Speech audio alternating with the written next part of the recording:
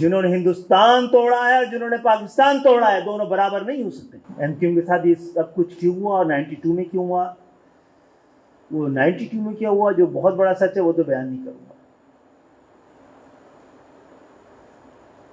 वैसे कैसा अजीब मुल्क है कि सच बोलो अदालतों की तौहीन हो जाती है, सच बोलो हुब्बुल वतनी फारिग हो जाती है, सच बोलो तो दीन से फारिग हो जाते हैं।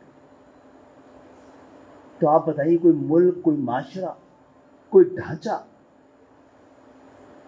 हकीकत से आके चुराने और सच से दामन बचा के भी तरक्की कर सकता है? 19 जून 1992 को जब ऑपरेशन हुआ है,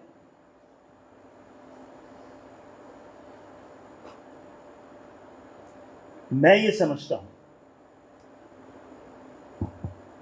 कि 70-72 साल के कराची और सिंध के शहरी इलाकों का सबसे सुनहरी दौर 8 अगस्त 1990 को शुरू हुआ और 18 जून 1992 को खत्म।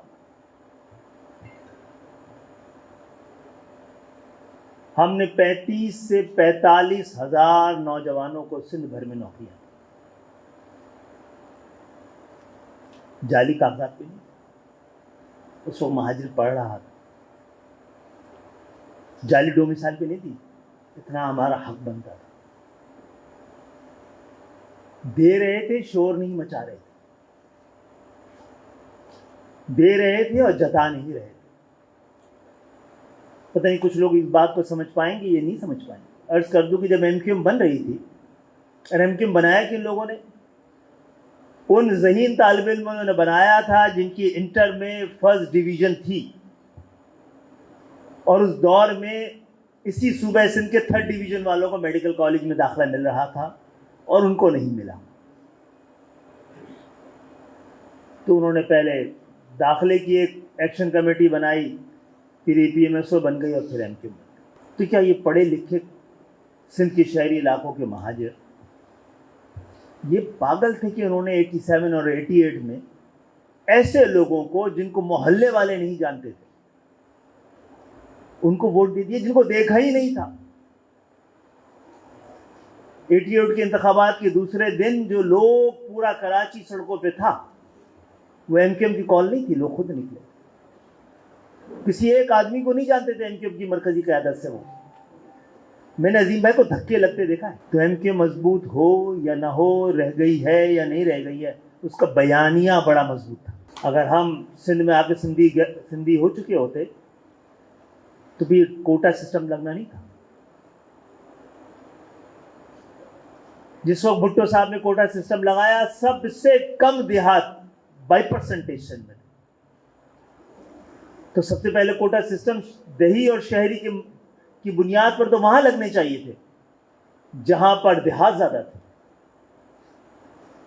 लेकिन फर्क क्या था कि पंजाब के शहरों में भी और पंजाब के देहात में भी पंजाबी रहते, खैबर पख्तूनख्वा के देहात में भी और शहरों में भी दोनों पख्तून रहते। यहां का मामला यह था कि शहरों में उर्दू बोलने वाले और देहातों में सिंधी बोलने वाले रहते थे। क्यों था ऐसा?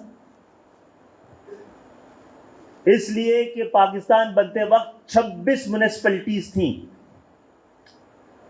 सिंध के अंदर, 21 हिंदू मेजॉरिटी शहर थे। 26 में से 21 हिंदू मेजॉरिटी शहर थे।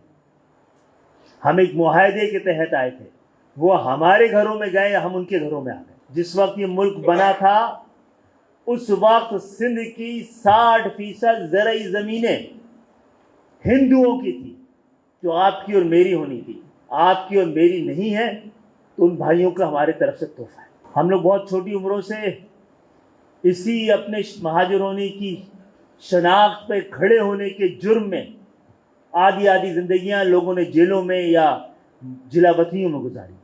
18वीं तरमीम के बाद तालीम हमने जागीरदारों को दे दी और अपने हाथ पैर कटवा दिए। गो कि हम ना भी होते शामिल तो 18वीं तरमीम होनी थी, इसलिए हमने एहतियातन उसमें 140 ये भी डलवाया था। अब एहतिजाज का वक्त भी जा रहा है। जब तक जायज़ मज़ाहमत शुरू नहीं की जाएगी ना।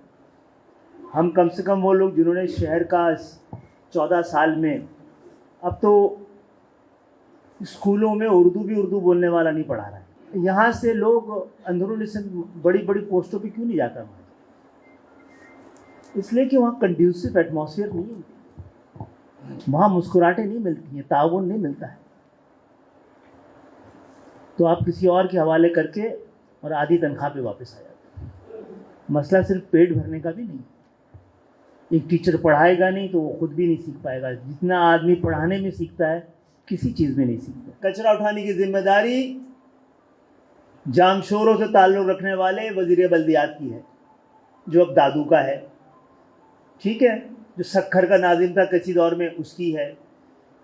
बल्कि कचरे के हेड जो हैं वो मेयर नहीं थे ना चेयरमैन थे, वज़ीर आला खुद थे। वो गड्ढा जो हमारे लिए कोटा सिस्टम की सूरत में खोदा गया था वो आज हमारे लिए खंदक है।